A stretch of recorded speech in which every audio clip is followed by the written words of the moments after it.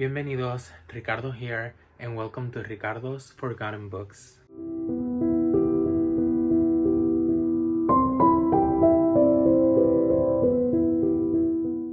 As you can see, I have done a little rebranding of the channel. I have changed the name. I talk in English when I used to talk in Spanish. And yeah, let me know what you think of the name. It was one of few options. I really like it because it pays homage to my favorite Spanish writer and my favorite writer overall, Carlos Ruiz Zafón, which I have thought about doing a video dedicated to him. So let me know if you would like something like that in the comments. I particularly like watching videos that are about just one author and their entire piece of work. And I think Zafón would be a really interesting one. I did that video in Spanish and I have thought about doing it in English. As you can read by the title, today we are going to talk about my 5 favorite Spanish classics. I am from Spain, I am Spanish, and of course I love reading in my native language and I love Spanish classics. I would say it's the type of classics that I consume the most of. And I thought it would be a fun idea to just tell you guys what books are my top 5 right now when it comes to Spanish classics. This list, except for a few of them, change a lot. So yeah, if in the future I make a video and these books don't appear on the video, just know that a lot of these have been recent reads for me, and I think just one of them has been like my all-time favorite classic. If you know Spanish classics, if you know a lot of them, and you are surprised by my picks, keep in mind that this is, of course, personal opinion and just that, my picks. Not the best classics out there, not the worst, just my selection. I had debated which books to include because, again, 2 of my picks are like a no-brainer, but the rest can change. However, one of the, not books, but authors that I think everybody should read when it comes to Spanish literature and Spanish writing is Federico Garcia Lorca. I have selected this book, which is a poem collection or anthology. Yeah, anthology. By the way, I love the cover. Federico Garcia Lorca, if you are not familiar with him, was a Spanish writer and poet from the 20th century. He did one of the things that I love the most about Spanish classics, and is showcasing and describing and living a testament of the old Spain. What do I mean by the old Spain? This Spain that was rural, that lacked technology, that apparently wasn't advanced, but the way of life, the feel, the vibes were slow, peaceful, full of passion, and I think Federico Garcia Lorca in his works captures that perfectly. I think he is very, very important in the history of Spain for the way he died, but I will get to that later.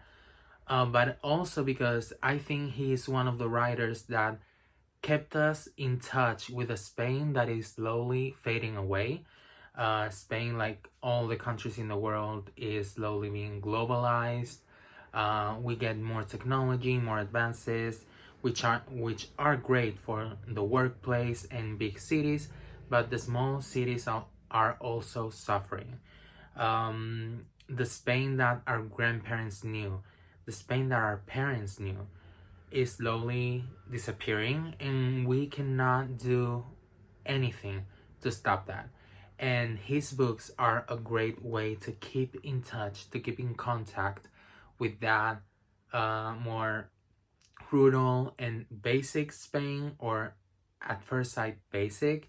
But if you read his books, you will know that it was full of passion, intrigue, feelings.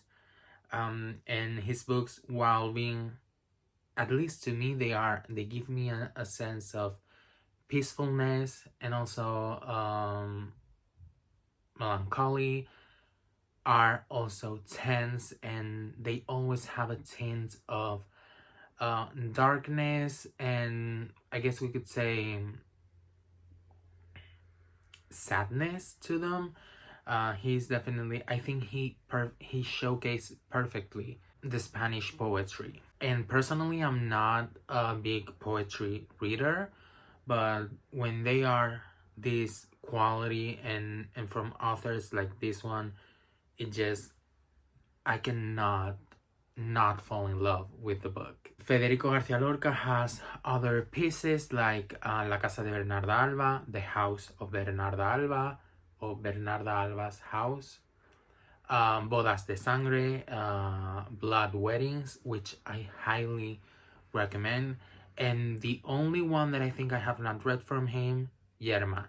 In all these books, we see that rural Spain, that Spain rooted in tradition, and yeah, it's just, to me, it's a beautiful reading experience every time I pick up one of his works. Why did I mention his death earlier? Because Federico Garcia Lorca was an author during the Spanish Civil War and the consequent dictatorship led by Franco. He was, according to many historians and many people that knew him, a caring soul. He was a person free of judgment, and he was an activist. He advocated for poor people, he advocated for people of color, homosexuals, and women. And most importantly, to him, he never made distinctions based on political views or faith. He happily admitted that he had friends from both parties in Spain, the Liberal Party and the Conservative Party. When the Civil War started and the Conservatives started persecuting people who were against the more conservative side of the politics, he had to run away. A lot of authors, a lot of influential people, and regular townfolk were persecuted, judged, and killed, and he had to run away. So he was arrested, persecuted, and he was executed in some place in the south of Spain. Currently, sadly, we still don't know where his remains lay, and probably we will never find them. He was accused of being a spy for the Russians, falsely accused of that, of course. He was accused of being the secretary of a socialist, which was true. And another thing that was true that he was accused of was of being a homosexual, a gay person, a gay man. And his killer, the person who claimed that he was the one to shot him, said that he killed him for his sexual orientation and based on that only. So I think Federico Garcia Lorca is so important in Spanish history and Spanish literature and culture because it's a great example of violence, I guess we could say, in war, and how when it comes to something like a civil war, something so violent, it doesn't matter how influential you are, it doesn't matter how, if you have friends or not, if they want to get rid of you, they will try. And sadly, when it came to Federico Garcia Lorca, they did. And also, it's crazy to think as a gay man, you know, that we were persecuted, we were killed, just for the way that we were born. And I don't know. It just baffles me, and I think that's why he's such an important part of Spanish culture and Spanish history. But again, even if he was alive today, and I wish he was, his writing is still amazing. So above all, he was an amazing writer that they wanted to silence, because he was preaching things like tolerance and fighting discrimination, and they did not want that. So yeah, definitely recommend this. Again, it doesn't have to be a short story collection, a poetry anthology. It can be any of his works. Next, on a lighter note, even though this book is really charged with feelings, we have Los Pasos de Ulloa by Emilia Pardo Bazán. The title in English is The House of Ulloa. This book was published in 1886. It's a book from the 19th century, and it talks about the rural Galicia, the northern region of Spain, during the mid to late 19th century. In this book, we follow, I believe it was Julian, who is basically a very religious priest who is sent to the House of Ulloa to be the spiritual guide of the people living there, and especially of Don Pedro, I guess we could say the owner of you know, that house. And during the story, Julian just realizes how hard it's going to be to guide these people that have been neglected by society and religion for a long time. And he's going to struggle and to go kind of like against the wishes of a lot of people, trying not even to Christianize or religiously guide the people in this little town. He's just going to try to make them better people, because they have abandoned all humanly feelings like, you know, empathy, sympathy, and all of that. Emilia Pardo Bazán was an author of the naturalist movement here in Spain. This movement was very focused on showcasing and giving praise to nature and the beauty of the natural environment. And this book definitely shows that. The way this author described rural Galicia was beautiful. I had high expectations for this book because I had read a lot about it, and it did not disappoint. Again, one of my favorite tropes in Spanish literature, rural Spain from like a couple of centuries back. That's what I love in a Spanish classic, and this author delivered. Of course, she was going to deliver because she was alive during that time, so she knew what she was talking about. I think that's why I love classics, and in particular Spanish classics, because I feel they are a window to another time that my great-grandparents or my grandparents were able to live, and that it's lost for us now. I go back to what I said about Federico Garcia Lorca. These books bring the old Spain, the Spain that is lost, a Spain rooted in tradition, a Spain rooted in beliefs, in the human nature, in nature, and a Spain that was not ruled by the workplace, the technology, internet, those things that I appreciate in today's life, but have done so much harm to society. Yeah, it's like a way of connecting with that, even though I never lived that.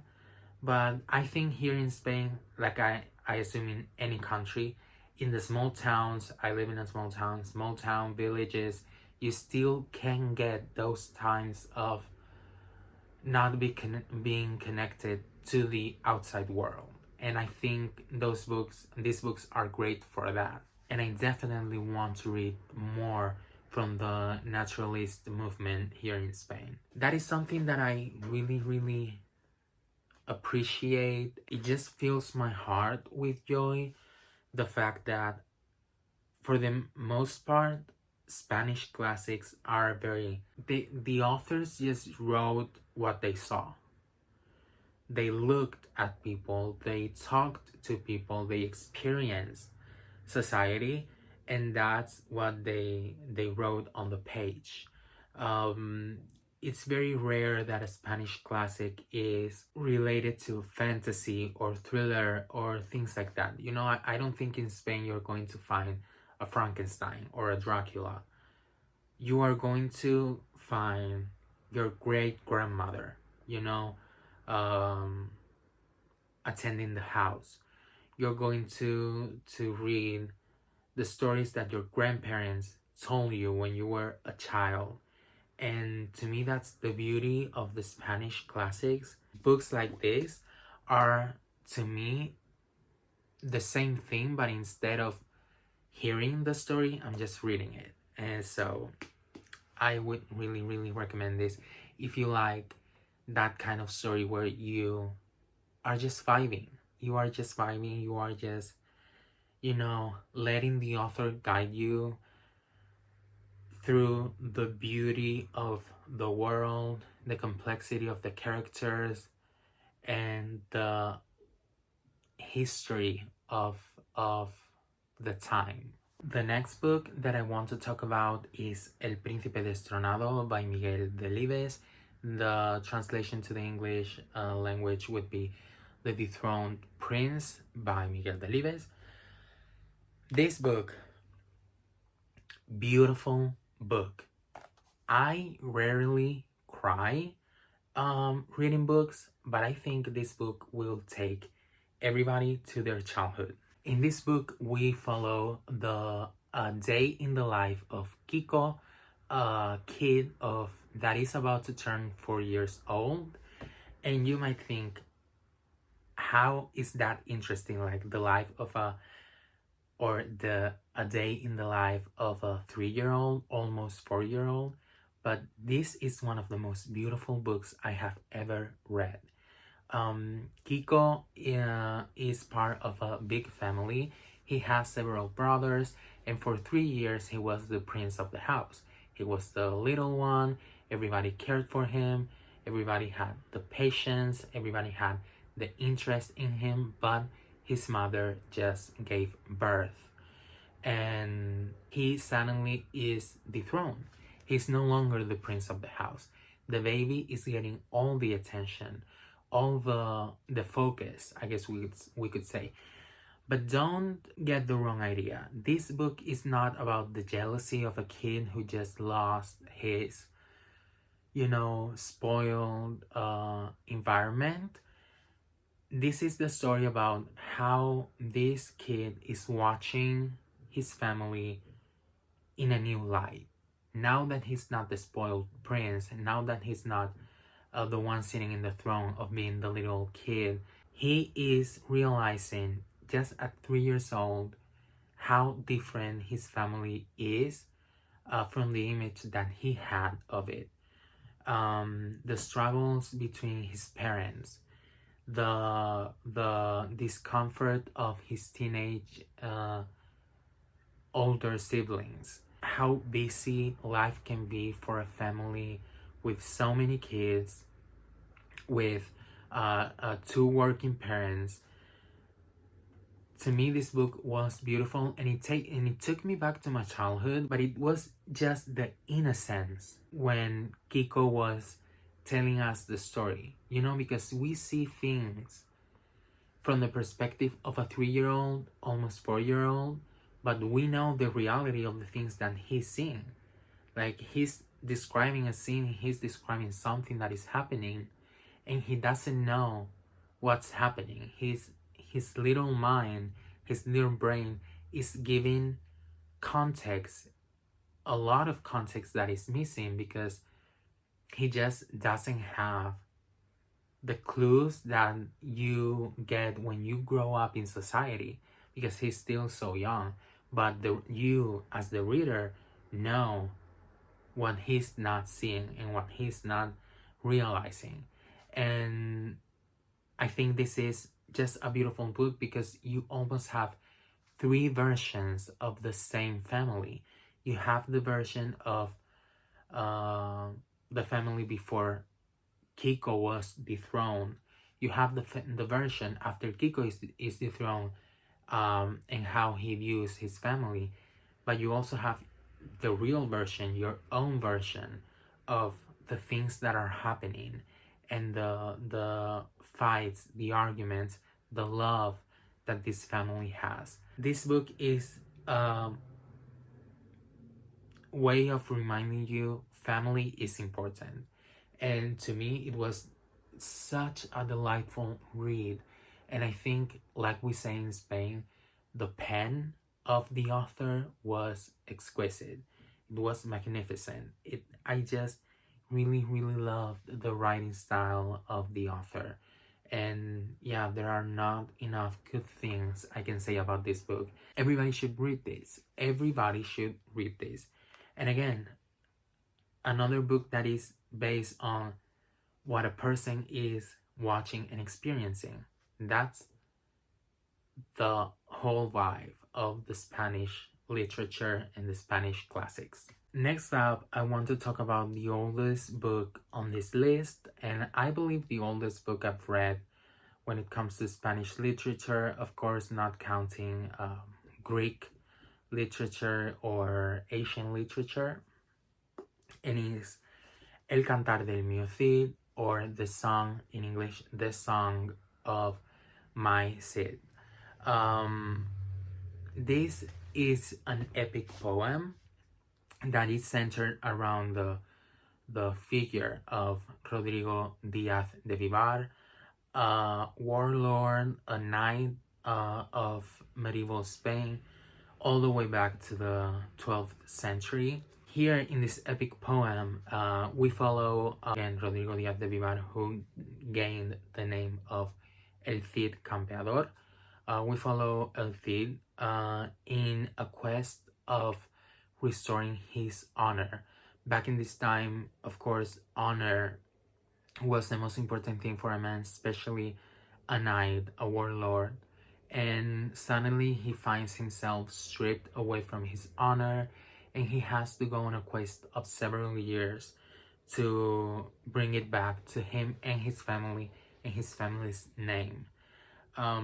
This book was so fun to read. That was the most surprising thing, because this is a staple in Spanish literature. Kids in middle school, in high school, read parts of this book in class, because it is just like, I would say El Cid Campeador and Don Quixote are the 2 literature figures that even kids know about in Spain. So I had always known about this book. I had read parts of it, and I knew like the characters, and I knew what the book was about, but it never had my interest. But one day I saw this book in a second-hand bookstore, and I decided, okay, this is my chance to buy it, because honestly I thought I was not going to enjoy the book. So I was like, okay, if it cost me like 1 or 2 euros, at least I'm not losing a lot of money on it. And I decided to buy it. The shock was when I came back home, I started reading the book, and I could not put it away. Like, I could not leave it down for a few minutes or a couple of hours and then come back to it.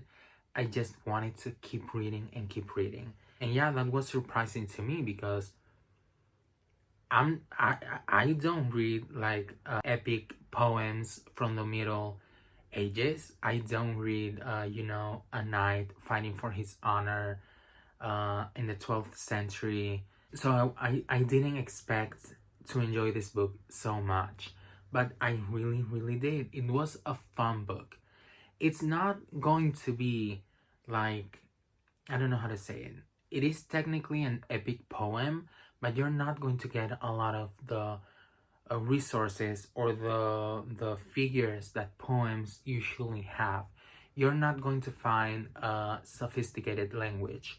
You're not going to find a refined usage of the ink on the page. You know what I'm saying? You are going to find a book that is straight to the point, but at the same time, it has the fun energy of just regular people. And that's so surprising to me, taking into consideration that this book is almost 10 centuries old. For it to read the book and see the usage of usage, is that a real word or am I making it up? Well, the use of Spanish phrase, traditional phrases, idioms, and all of that, it was so interesting and so fun.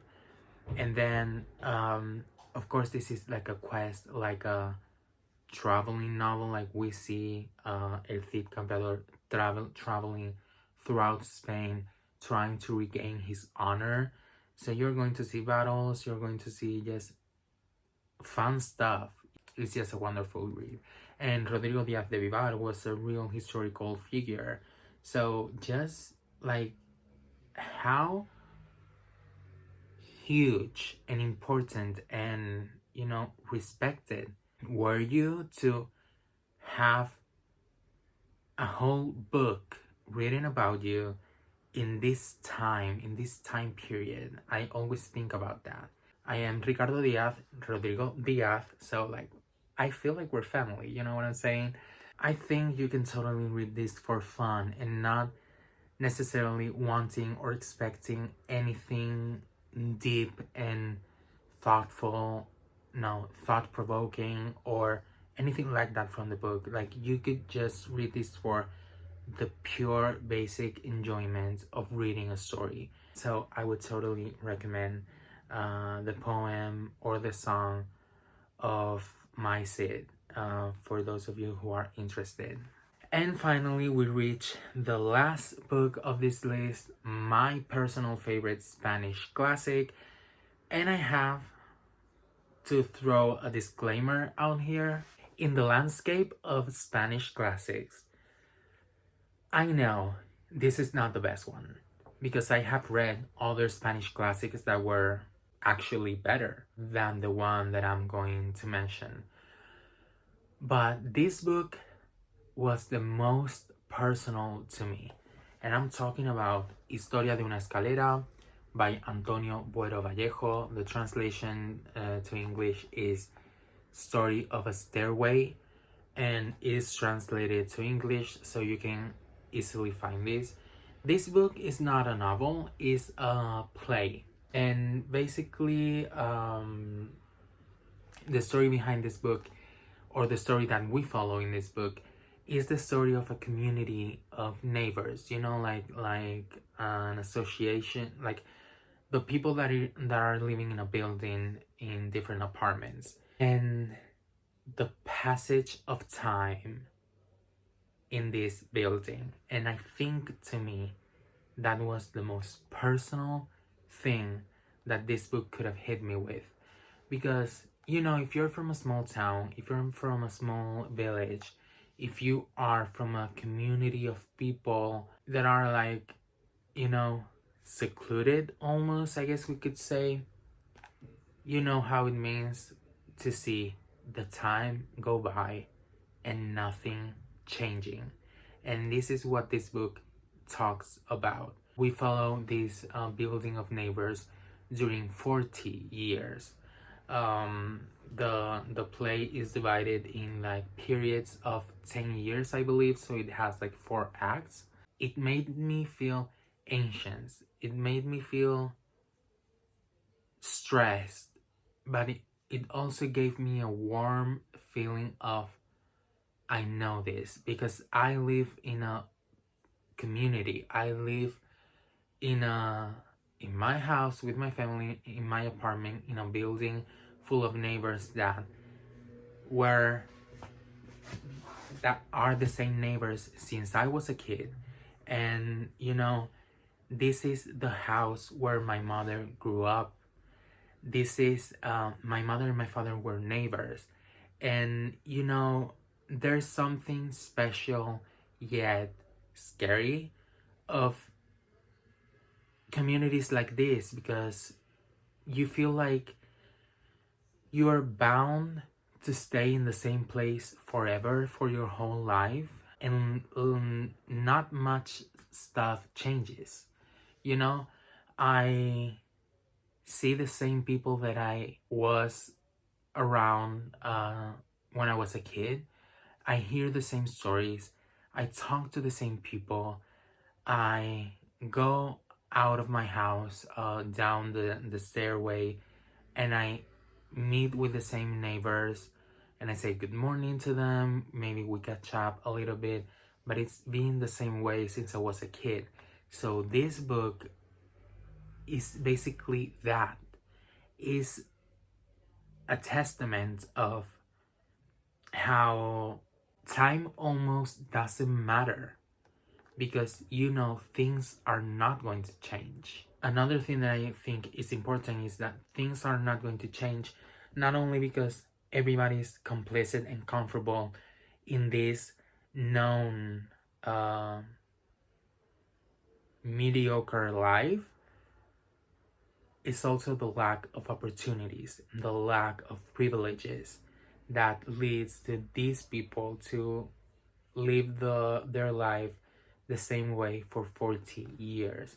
And still we can see changes. We can see new people coming in the building, other people leaving the community, but it seems like it's always bound to happen again and again, and it's like a vicious cycle that never ends, and for it to end, you have to break with everything, break with everyone, and just exclude yourself from the community. So I really recommend this book. This is my favorite Spanish book. Spanish classic, sorry. My favorite Spanish book is Marina. Another author, Antonio Guerra Vallejo, that was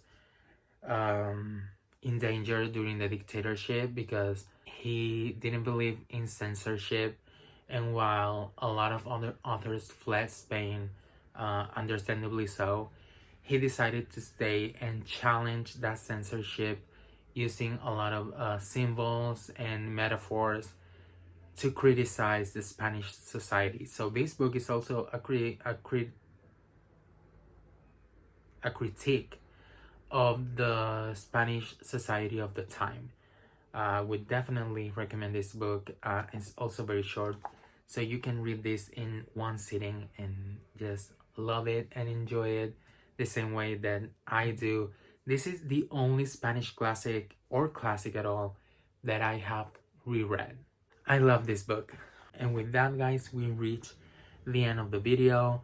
I feel like I have opened a little piece of me here today, because classics are really important to me. I don't read them as much as I want currently, but they were the books that I read when I started reading, because my family didn't have the money to buy me new books or the books that I wanted that were expensive. And so I had to, go to the library. The library in town didn't have like modern books or current books, so all they had were classics. The library in my high school, in my school, only had classics, and then the books that were free on the internet to download were classics as well. So basically, I kind of grew up reading classics, and I enjoyed a lot of them and loved a lot of them. And you know, I have a deep love and devotion for Spain. I'm not a patriotic person, but for the land of Spain, for the, you know, the people, the culture, the history of the regular people, I just love my country. So talking about Spanish classics and showing five of them to you that maybe you enjoy and you can read as well is really special to me and really fun. So yeah, I hope you enjoyed this video, and I'll see you on the next one. Bye.